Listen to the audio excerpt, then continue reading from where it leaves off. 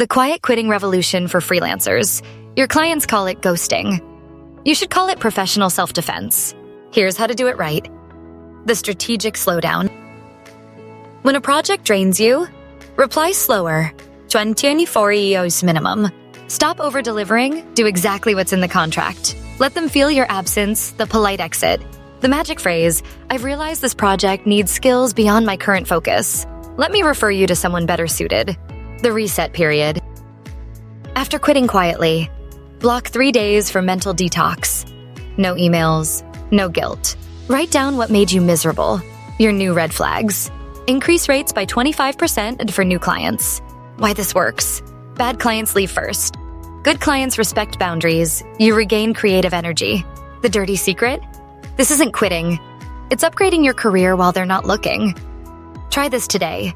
Pick one draining task and quietly quit it. Watch what happens.